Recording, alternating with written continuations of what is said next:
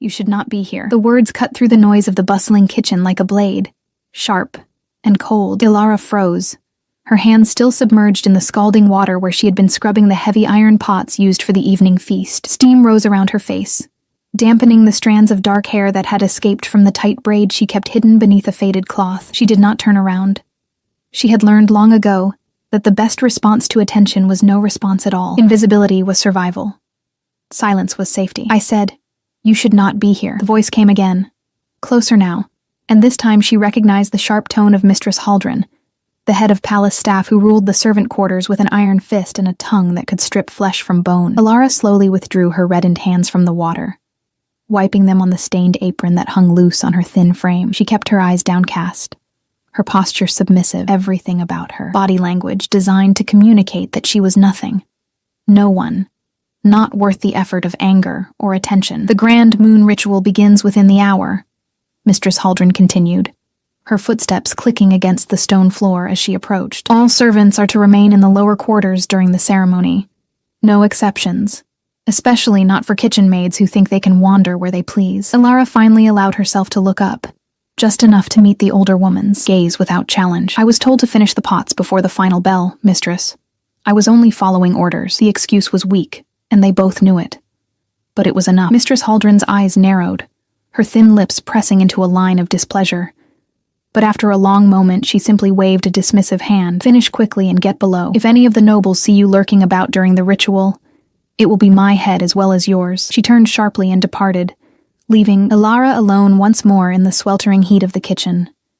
The grand moon ritual. 5 years she had been here.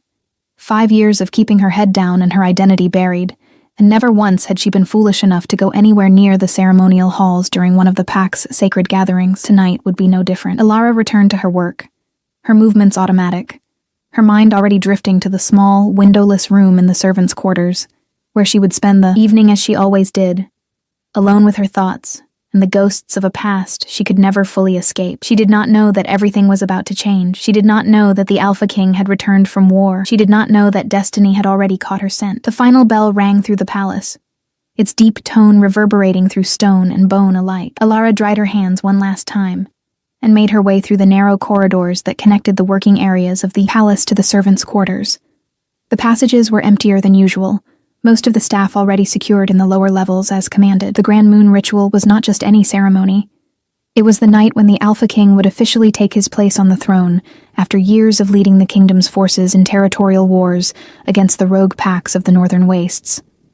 It was also the night when his betrothal to Lady Seraphina would be announced before the assembled nobility and pack elders, a political marriage, an alliance that would unite the two most powerful families in the realm and ensure peace for generations to come.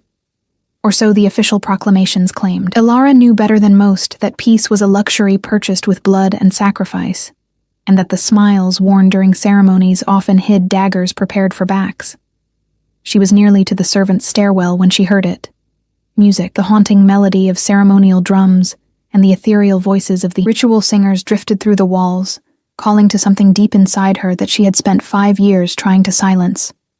Her wolf, the part of herself that she kept locked away behind walls of will and desperation. Most wolves manifested during adolescence, their first shift a rite of passage celebrated by family and pack. Ilara's wolf had never emerged.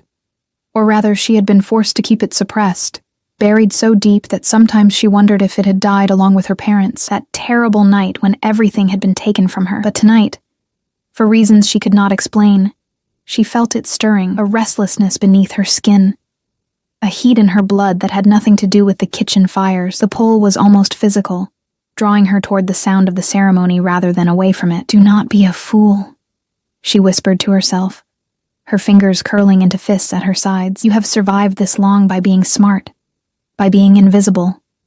Do not throw it away now." But even as she spoke the words, her feet were carrying her forward, away from the safety of the servants' quarters, and toward the grand ceremonial hall. She told herself she would only look, only steal a glimpse through one of the servants' observation alcoves that lined the upper galleries. She told herself she could resist the pull, that she was still in control. She was wrong on both counts. The ceremonial hall was magnificent in a way that stole breath and reason. Ilara had cleaned these halls countless times in the early morning hours before the nobility awoke. But she had never seen them like this.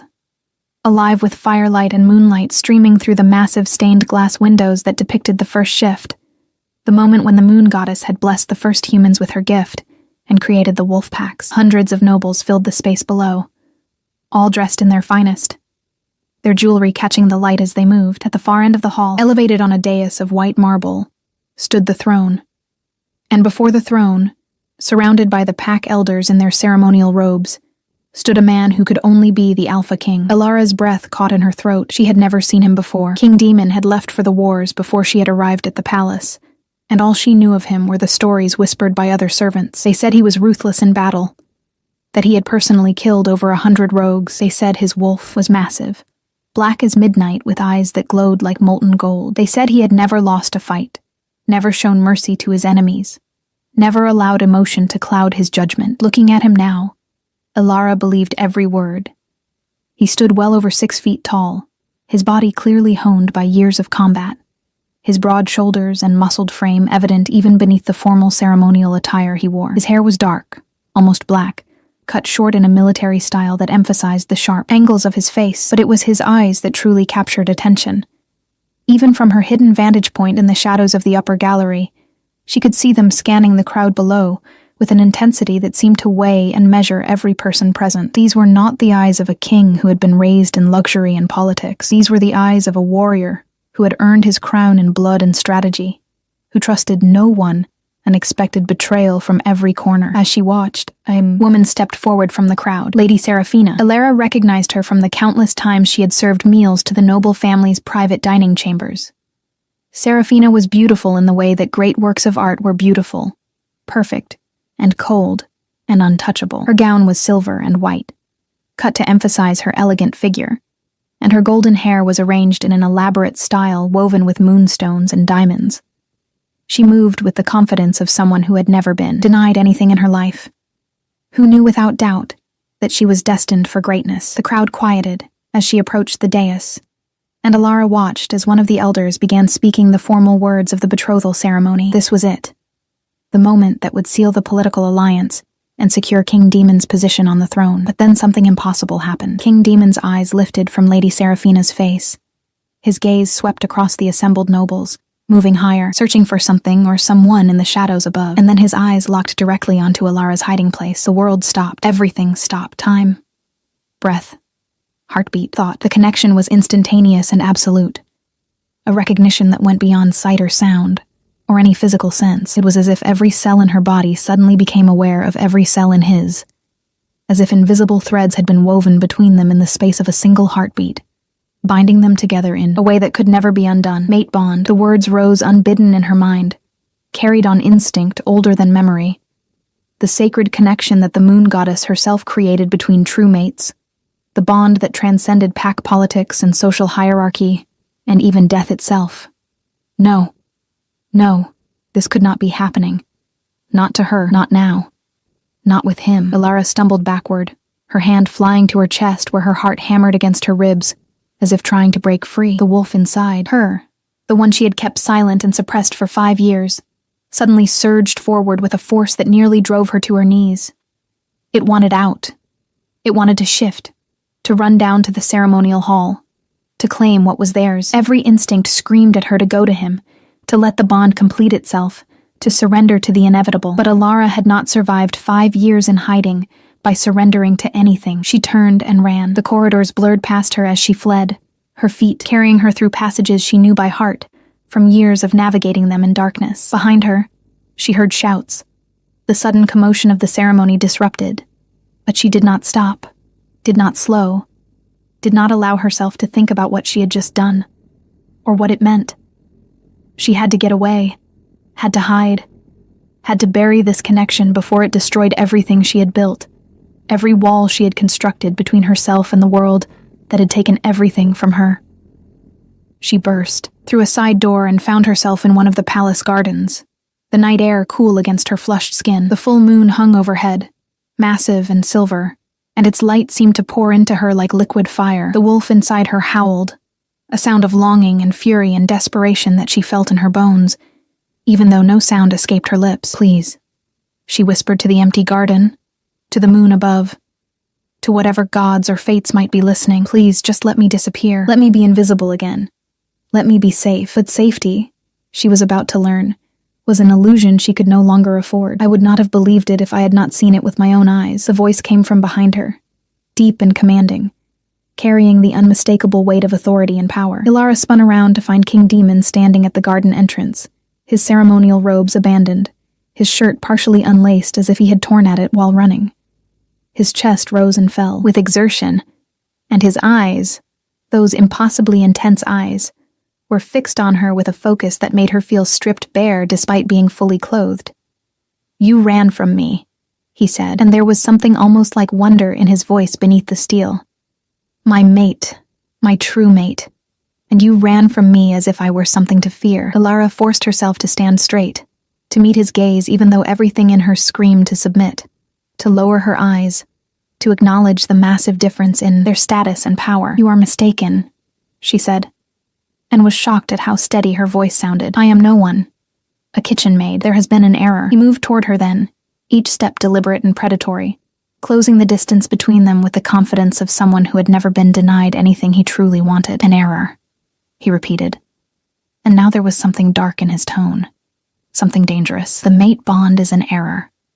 The pull that nearly drove me from my own betrothal ceremony, that made my wolf claw at my control until I thought I would shift in the middle of the ritual itself. That is an error." He stopped directly in front of her, close enough that she could feel the heat radiating from his body, could smell the scent of him, pine and smoke and something wild that made her wolf keen with need. "Tell me your name," he commanded, and it was a command, the voice of an alpha king who expected immediate obedience. For a moment, Ilara considered lying, considered giving him a false name and maintaining the fiction that she was truly just a simple servant with no past, no identity beyond scrubbing pots and staying invisible. But something in his eyes stopped her. This man had spent years in war. He knew when people lied. He knew when they were hiding something. And more than that, the bond between them hummed with a need for truth, for authenticity, for the barriers to come down, even though every survival instinct she possessed demanded they stay firmly in place. "Ilara," she finally said, her voice barely above a whisper. "My name is Ilara." He breathed it like a prayer, like a curse, like a revelation. "Ilara." Then, more gently than she would have thought possible from a man with his reputation, he reached out and touched her face, his fingers rough with calluses, but his touch impossibly tender. The moment his skin made contact with hers, the bond flared between them like lightning striking the earth, and they both gasped at the intensity of it. Ilara saw his eyes flash gold, his wolf rising to the surface, and felt her own wolf surge forward in response, demanding to be acknowledged, demanding to be set free after years of captivity. "You feel it," Demon said. And it was not a question. "You feel what I feel. This is real, Ilara. This is the bond that legends are written about, the connection that most wolves search their entire lives for and never find. And you would throw it away. You would run from it. From me." Why? The question hung in the air between them, weighted with everything she could not say, with all the secrets she had to keep buried if she wanted to survive. How could she tell him that she was not who she appeared to be, that the name Ilara was real but incomplete, that her full identity was one that would shake the foundations of the political structures he had just fought a war to stabilize? That she was Ilara Shadowmoon, last surviving heir of a clan that had been destroyed in a single night of betrayal and bloodshed, a clan whose lands and resources had been divided among the very nobles currently celebrating in his ceremonial hall? "I cannot do this," she said instead, pulling away from his touch even though it felt like tearing away part of her own soul. "You have your duty, your betrothal. The peace of the kingdom depends on your alliance with Lady Seraphina's family. I will not be the reason that falls apart. I will not be responsible for more war, more death." Something shifted in his expression, a hardness settling over his features like a mask sliding into place. "So you would sacrifice our bond, our happiness, for politics." The way he said the word made it sound like the vilest curse. "I would sacrifice anything," Ilara said, and meant it, to avoid being the cause of suffering. "I have seen enough death. I have lost enough. I will not add to the tally by being selfish." She turned to leave, to disappear back into the shadows where she belonged. But his hand shot out and caught her wrist, holding her in place with a grip that was firm but not painful. "You think you can just walk away?" he said, his voice dropping to a dangerous rumble that she felt in her chest. "You think the bond will simply fade if you ignore it. You are wrong, Ilara. The mate bond does not release its hold. It will burn in your blood every day and night. It will make you ache. It will drive you slowly mad with need and longing. Is that really what you want? A lifetime of running from the one thing that could make you whole?" She looked back at him over her shoulder, saw the fierce determination in his eyes, the set of his jaw that spoke of a man who had never learned to accept defeat. "I have been running for 5 years, Your Majesty," she said quietly. "I am very good at it by now. Please, let me go." For a long moment he held her there, held her gaze, and she could see the war raging behind his eyes, the battle between his wolf and his human reason, between his desires and his duties. Then slowly, his fingers loosened, and he released her wrist. "Go then," he said, and his voice was hollow, emptied of emotion. "But know this, Ilara. I will find out who you really are. I will discover why a kitchen maid carries herself like nobility, and why her scent is laced with ancient bloodlines. And when I do, when all your secrets are laid bare, there will be no more running, no more hiding. You will face me. You will face this bond, and you will make a real choice, not one born of fear." She did not answer, could not answer.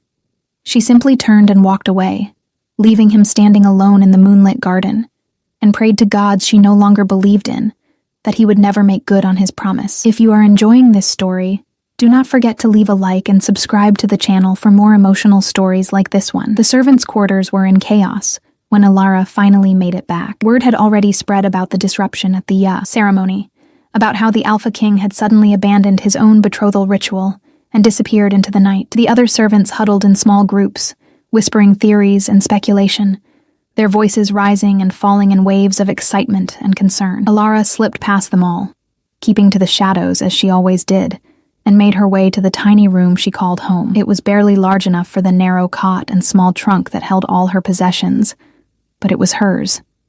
And, more importantly, it had a door that locked from the inside. She bolted the door and collapsed onto the cot, her entire body shaking with the aftermath of what had just happened. The mate bond still hummed beneath her skin, a constant awareness of Demon's location somewhere in the palace above. A pull that wanted her to go to him, to complete what had been started in that moment of recognition. Her wolf paced restlessly inside her mind, no longer content to remain dormant, demanding to be acknowledged after years of suppression. "We cannot," Ilara whispered to the darkness, to herself, to the wolf that was part of her, whether she wanted to acknowledge it or not. "We cannot claim him. Do you not understand what that would mean? The questions it would raise? The investigations that would follow?" Images flashed through her mind, unbidden and unwelcome.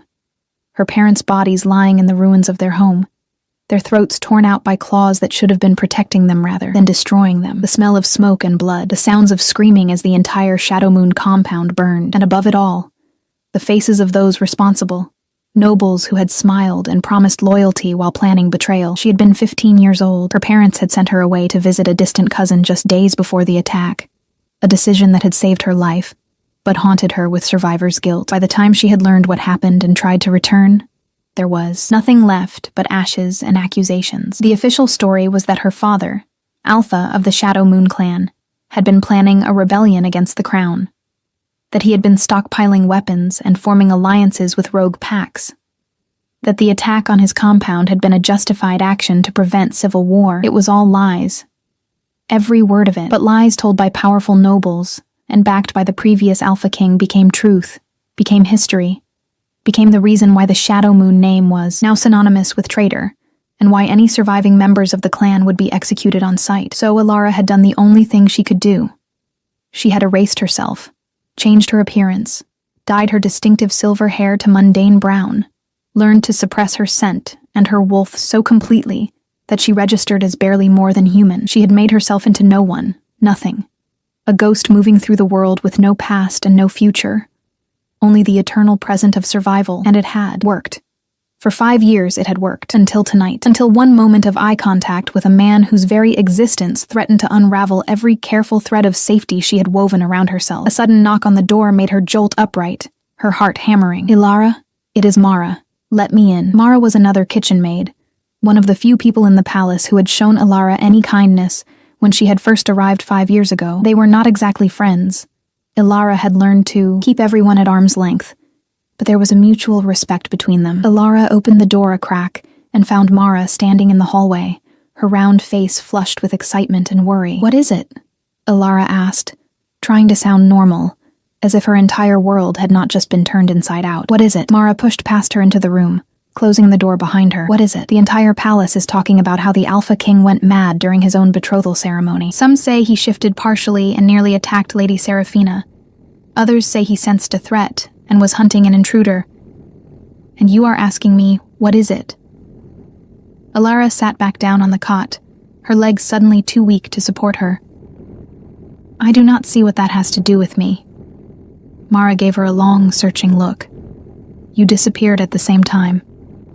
I noticed because you were supposed to help me prepare the midnight refreshments for the after-ceremony celebration, but you never showed up. Where were you, Ilara?" The lie came easily, practiced from years of necessity. "I felt unwell. The heat in the kitchen. I came back here to rest." Mara's eyes narrowed. She was not convinced. Ilara could see that clearly. But after a moment, she simply sighed and sat down next to her on the narrow cot. "Be careful," she said quietly. "Whatever is happening, whoever you really are, be careful. There are people in this palace who enjoy destroying others, who look for any excuse to tear down anyone who seems different or interesting. You have stayed safe by being invisible. But after tonight, I have a feeling that is going to be much harder." The words sent a chill down Ilara's spine, because they confirmed what she already knew. Everything had changed tonight. The careful balance she had maintained was broken, and there was no putting it back together. "Thank you for the warning," Ilara said softly. "I will be careful." Mara stood, then paused at the door. The king never completed the betrothal ceremony. He left before the final vows were spoken. Lady Seraphina was humiliated in front of everyone. Her father is furious, threatening to withdraw his support from the crown. People are saying it is a disaster, that the kingdom might collapse before it has even properly rebuilt from the war. She opened the door, then looked back one more time. "I do not know what happened tonight, Ilara, but I hope it was worth it." Then she was gone, leaving Ilara alone with her thoughts and the terrible knowledge that she had not just disrupted her own life tonight. She had potentially disrupted the entire kingdom. Sleep did not come. How could it, with the mate bond singing in her veins, and her wolf clawing at her control, and the weight of potential catastrophe pressing down on her chest? Ilara lay on the cot and stared at the ceiling and tried to figure out what she was supposed to do now. Running was not an option. Not really.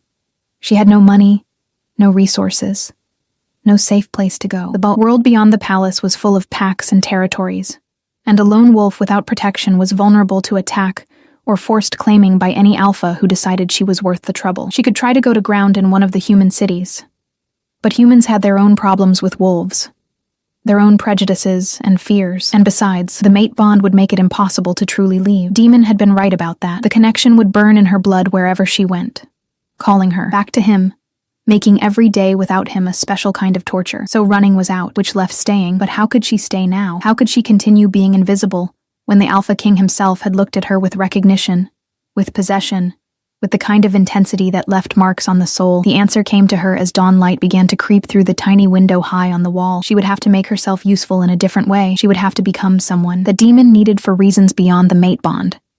Someone whose value to the kingdom was greater than the political cost of acknowledging her existence. She would have to prove herself indispensable. It was a desperate plan. A dangerous plan, but it was the only plan she had. The palace was different in the morning light. Ilara could feel the tension in the air as she made her way through the corridors toward the kitchens. Servants whispered in corners, their faces tight with worry. Guards stood at attention with hands on weapons, as if expecting attack at any moment. And everywhere she looked, she saw evidence of heightened security, of a kingdom on edge. She had just entered the kitchens when Mistress Haldren's hand clamped down on her shoulder like a vice. "You," the older woman hissed. "My office. Now." The office was a cramped space off the main kitchen area, barely large enough for a desk and 2 chairs. Mistress Haldren shut the door with enough force to rattle the hinges, then rounded on Ilara with fury blazing in her eyes. "I do not know what you did last night, but you have brought trouble to my staff, and I will not tolerate it. The king's guards came through here an hour ago. They were asking about you. About a brown-haired kitchen maid who might have been in the upper galleries during the ceremony. I told them I had no such person on my staff, that all my workers were accounted for in the servants' quarters as ordered. I lied for you, girl. Do you understand? I lied to the Alpha King's personal guards. If they discover that, I could lose my position. I could lose my life. Alara's mouth went dry. She had not expected them to move so quickly.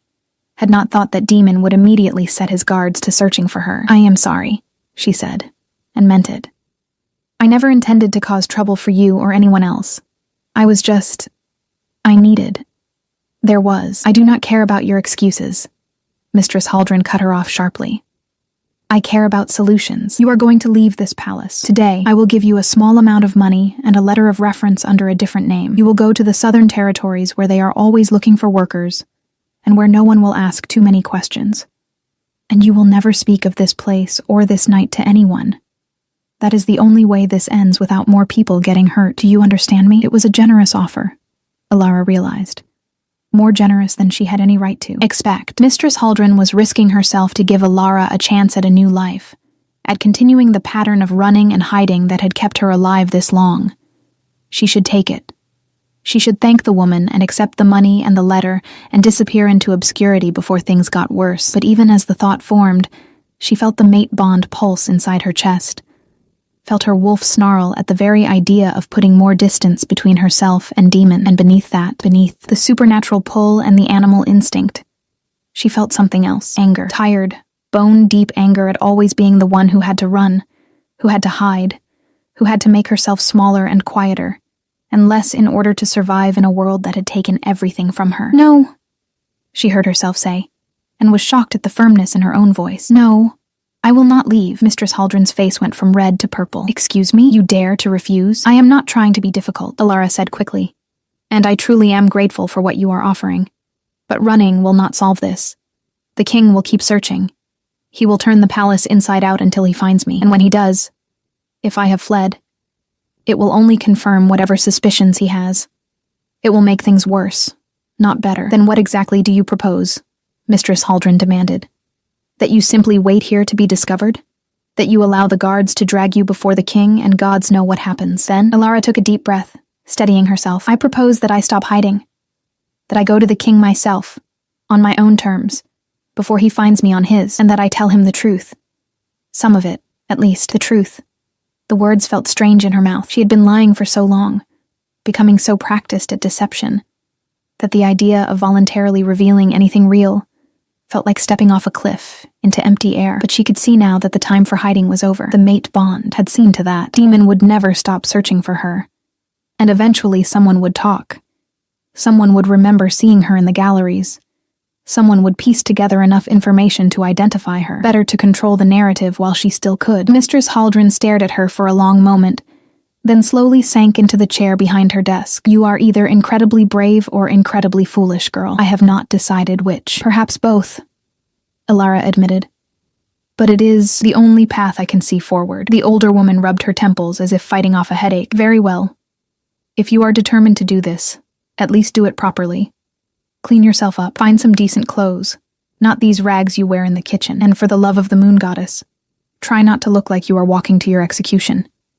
Kings respect strength, even when they disagree with it. She stood and moved to a small cabinet in the corner, pulling out a simple but well-made dress in deep blue. This was mine when I was younger and had not yet given up on looking presentable. It should fit you well enough. Take it. And take this advice as well. Whatever truth you plan to tell him, make sure it is enough to satisfy his curiosity, but not so much that it destroys you. Some secrets are meant to stay buried, Alara.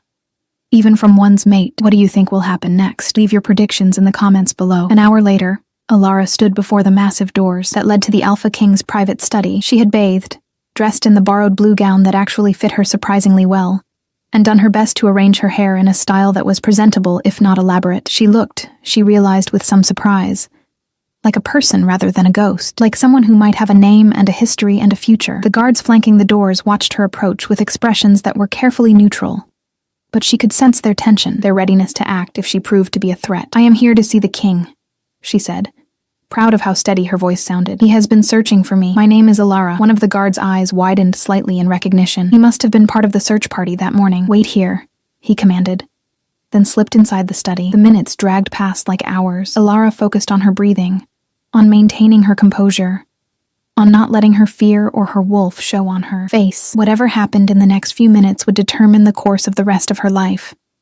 She had to be strong, had to be smart, had to remember that she was not just some powerless kitchen maid but the daughter of an alpha, trained from birth to hold her own in a world of power and politics, even if she had spent the last 5 years pretending otherwise. The door opened and the guard gestured for her to enter. The king will see you now. The study was everything she had expected and nothing she had imagined. Large but not ostentatious, filled with books and maps and the tools of governance rather than displays of wealth. A massive desk dominated one side of the room, covered in documents and correspondence. And behind that desk, standing with his back to her as he gazed out a window at the palace grounds below, was Demon. He did not turn immediately, and the silence stretched between them, heavy with everything that had been said and left unsaid in the garden the night before. Finally, without looking at her, he spoke. "I did not expect you to come to me. I thought I would have to hunt you down like prey." "I am not prey," Ilara said quietly. "And I am not a coward, despite what you might think after last night. I came because I owe you some explanations. And because I realized that running would only make things worse." He turned then, and the impact of his full attention was like being struck by lightning. In the daylight, dressed in simple dark clothing, rather than ceremonial robes, he was somehow even more imposing than he had been in the moonlit garden. His eyes tracked over her, taking in every detail of her appearance, and she saw surprise flicker across his face. "You look different," he said. "The kitchen grime is gone. So is some of the weariness you wore like armor. I can see you more clearly now.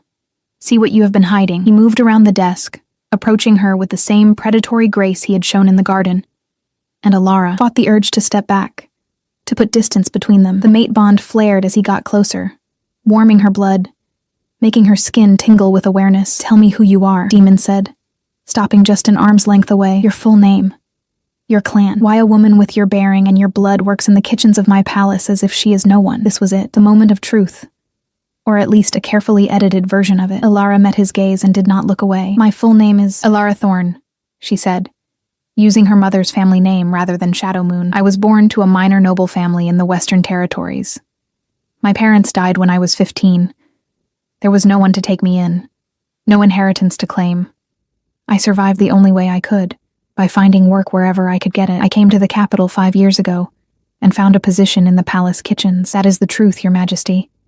I am no one special, no one important, just someone trying to survive." It was not entirely a lie. Her mother had been born a Thorn before marrying into the Shadow Moon clan, and everything she had said about being orphaned and alone was true, even if the circumstances were drastically different from what she had implied. Demon studied her face, his expression unreadable. "You are lying," he said flatly. "Not about everything, I think, but about enough. I can smell noble blood on you, Ilara Thorn, and it is not from some minor Western family. It is ancient, powerful, the kind of bloodline that should be celebrated and protected, not hidden in kitchen corners." He reached out and took her hand, and the touch sent sparks racing up her arm. "I could force the truth from you. I could use my authority as king to investigate every detail of your past until I uncover whatever you are hiding. But I am going to make you an offer instead, a bargain." Ilara's heart hammered against her ribs. "What kind of bargain?" "You want to survive, to be safe. I can give you that. But I need something in return. I need time to untangle the political mess created when I walked away from my betrothal ceremony. Lady Seraphina's father controls half the military resources of the southern provinces. If I simply cast her aside for a kitchen maid, even one who is my true mate, he will rebel. There will be civil war. Everything I fought for, all the lives lost in the northern campaigns, will be for nothing." He stepped closer, his voice dropping to something almost intimate. "So, here's my proposal. You remain at the palace, but not as a servant. I will install you in the noble quarters as a guest, give you protection and resources. In exchange, you help me solve this political crisis. You are clearly more educated and intelligent than you have been pretending to be. Use that intelligence to help me find a way to honor the mate bond without destroying the kingdom. Do this, and I promise you will have safety, legitimacy, a place in this world where you can stop running. Refuse, and I will have no choice but to investigate your past thoroughly. And I suspect you and I both know that investigation would not end well for you." It was brilliant, Ilara had to admit. He was offering her protection in exchange for cooperation, dangling safety in front of her, while also making it clear that refusal would mean exposure. It was both carrot and stick, delivered with the smooth confidence of a leader who was used to getting what he wanted. And the truly maddening part was that she wanted to accept.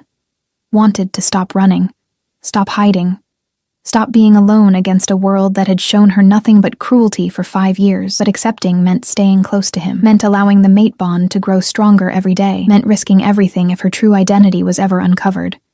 Because the daughter of a condemned traitor would be far more than a political inconvenience. She would be an existential threat to his reign. If you want to see how this story ends, make sure you are subscribed with notifications on. You are asking me to become a political tool, she said carefully, to help you manage your relationships with the nobility while we navigate the situation we find ourselves in. And in exchange, you offer me safety and legitimacy. But what happens when this crisis is resolved, Your Majesty? What happens when you have figured out how to appease Lady Seraphina's father and secure your throne? Where do I fit in your world then? His eyes flashed gold, his wolf rising briefly to the surface before he controlled it. When this crisis is resolved, Alara, you will be exactly where the mate bond demands you be. By my side.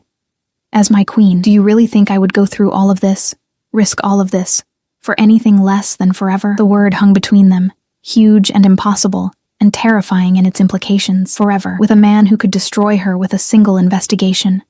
With an alpha king whose throne sat on foundations, built partly from the ruins of her father's clan. With her true mate, the one person in all the world that her soul recognized as its other half. I need time to think, she heard herself say. Demon's jaw tightened. I am offering you everything, and you need time to think. You are offering me a gilded cage and calling it freedom, Alara countered, finding her courage somewhere in the depths of her fear. You are asking me to trust you, to reveal myself to you, to build a life that depends entirely on your continued protection and favor. Forgive me if I need more than 5 minutes to decide whether to accept that offer. For a moment she thought he would argue, would use his authority or the mate bond itself to force her compliance. But instead, something shifted in his expression, a grudging respect flickering across his features. You have until tonight, he said. I am hosting a meeting with the pack elders to discuss the situation with Lady Seraphina's family. You will attend that meeting. If you come as my acknowledged guest, dressed appropriately and introduced properly, I will take that as your acceptance of my proposal. If you do not appear, I will understand that as refusal, and I will begin my investigation immediately. Those are your options, Alara. Choose wisely. He released her hand and stepped back, creating physical distance that did nothing to diminish the pull between them. One of my guards will escort you to guest quarters where you can rest and prepare. You are free to move about the palace, but you are not free to leave it. Not until you have given me your answer. It was a dismissal, clear and absolute. Alara curtsied, the gesture automatic from childhood training she had thought buried, and turned to leave. She was almost at the door when his voice stopped her one more time. Alara, whatever secrets you carry, whatever past you are running from, know this. I will protect you. Even from yourself if necessary. That is what mates do. They protect each other, even when it is inconvenient, even when it is difficult, even when it might cost them everything. She did not turn around, did not trust herself to speak. She simply nodded once and left, feeling his eyes on her back every step of the way. The guest quarters were a revelation. After 5 years in a cramped servant's room, the spacious suite with its large bed, sitting area, and private bathing chamber felt almost obscenely luxurious. Alara stood in the center of the main room and slowly turned in a circle, taking in the fine furniture, the artwork on the walls, the view through tall windows that overlooked the palace gardens. This could be her life, she realized. This comfort, this safety, this legitimacy. All she had to do was trust Demon to keep his promises. All she had to do was risk her heart and her life on a mate bond she had not asked for, and had spent years training herself not to want. A knock on the door interrupted her thoughts. She opened it to find a young woman standing in the hallway, her arms full of fabric. His Majesty sent me to help you prepare for tonight's meeting, if you choose to attend, the woman said with a polite curtsy. I am Lyra, one of the palace seamstresses. I have several gowns that should fit you, and I can make any alterations needed. Alara stepped aside to let her enter, and within moments, the room was transformed into an impromptu dressing chamber as Lyra laid out gown after gown in rich jewel tones and elegant fabrics. This one, Lyra said, holding up a dress in deep emerald green with silver embroidery. This would be stunning with your coloring, and it sends the right message. Sophisticated but not ostentatious, confident but not arrogant, the right message, as if clothing could be a language, a statement of intent. But Alara supposed in the world of noble politics, that was exactly what it was. Every choice was a communication. every detail scrutinized for meaning. "Why are you helping?" "Me?" Alara asked, as Lyra began making small adjustments to the green gown. "You do not know me. For all you know, I could be a threat to the king or the kingdom." Lyra smiled, a knowing expression that made her look older than her years. "His Majesty gave very specific orders. You are to be treated as an honored guest and given every assistance. But more than that, I saw what happened in the ceremonial hall last night. I was in the servants' gallery helping with the ritual preparations. I saw the way he looked when he sensed you. I have worked in this palace for 15 years, Miss Alara. I have seen kings and queens and more political marriages than I can count, but I have never seen anyone look at another person the way King Demon looked toward you in that moment. That was not politics. That was not strategy. That was the mate bond in its purest form. And honestly, after everything this kingdom has been through, after all the war and loss and sacrifice, I think we could use a love story. I think we need one." The words struck something deep inside Alara, a longing she had been denying for so long that she had almost forgotten it existed. The desire not just to survive, but to actually live. To love and be loved, to have a place in the world that was hers by right, rather than by stealth and deception. But could she really have that? Could she really stand beside an alpha king as his queen when her very existence was built on lies, and her family name was synonymous with treason? "I do not know if I can be what he needs," Alara admitted quietly. "I do not know if I am strong enough for what he is offering." Lyra paused in her work and looked up at Alara with compassionate eyes. "Strength is not about knowing you can handle everything thrown at you. It is about choosing to face it anyway, even when you are terrified, even when you have every reason to run. You came here today. Face the king on your own terms. Spoke truth even when it was dangerous. That took strength, Miss Alara. More strength than most nobles I know possess." She returned to adjusting the gown. "Now, let me finish these alterations, and you can decide if tonight is the night you choose to be brave again. But know this. Whatever you decide, there are people in this palace who are rooting for you, who want to see the Alpha King finally happy, who believe that sometimes the mate bond is not a burden but a blessing." Hours passed as Lyra worked, and as the sun began to set outside the tall windows, Alara found herself standing before a mirror in the completed emerald gown. The woman looking back at her was a stranger, and yet somehow familiar. Lyra had arranged her hair in an elegant style that framed her face, and the gown transformed her from a servant into someone who looked like they belonged in noble company. But it was more than the external changes. Something inside her had shifted as well. Some decision had been made in the deep places where words did not reach. She was tired of running. Tired of hiding, tired of being afraid, and despite all logic, despite every reasonable concern and legitimate fear, she wanted to see where this impossible connection with Demon might lead. She wanted to know what it felt like to stop fighting against the mate bond and allow herself to feel its full force. She wanted, for the first time in 5 years, to hope. "I think," she said slowly, meeting Lyra's eyes in the mirror. "I think I am going to attend that meeting." Lyra smiled, bright and genuine. "I think that is a very wise choice, Miss Alara. Now come. It is nearly time, and a grand entrance is always more effective than a hesitant shuffle." She was right about that. When the guards opened the doors to the council chamber and announced Alara's arrival, every conversation in the room stopped, every head turned.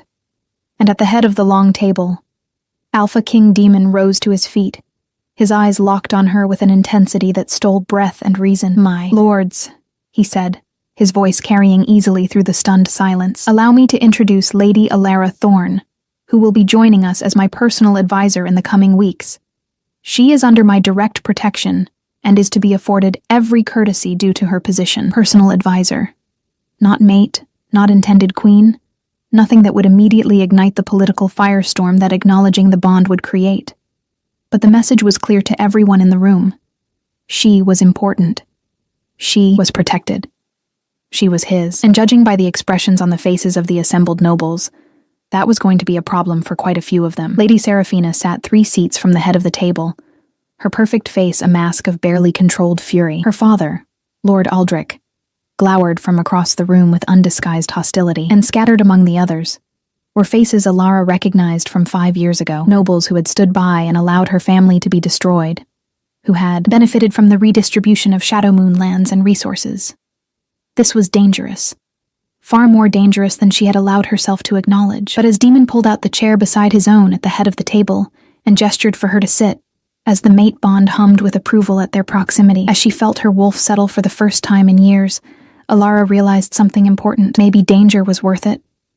Maybe risk was the price of actually living. Maybe choosing love and hope over fear and survival was not foolishness, but the bravest thing a person could do. She sat down, folded her hands in her lap, and met the hostile gazes around the table with calm composure. "Thank you for allowing me to join your council," she said, her voice clear and steady. "I look forward to serving the kingdom in whatever capacity I can." The meeting began, voices rising in argument and accusation. Politics and power plays swirling through the air like storm winds. But through it all, she felt Demon's presence beside her, solid and unwavering. And she realized that for the first time since she was 15 years old, she did not feel alone. The road ahead would be difficult. There would be investigations and revelations and moments when the truth threatened to destroy everything. But sitting there beside her mate, feeling the bond strengthen with every passing moment, Ilara made a promise to herself. She would not run anymore. She would not hide. She would face whatever came with courage and honesty, and the fierce determination that came from finally having something worth fighting for. And maybe, just maybe, she would allow herself to believe that she deserved the happiness that true mate love could bring. If this story touched your heart, share it with someone who loves epic romance. Tell me in the comments, did you see this ending coming?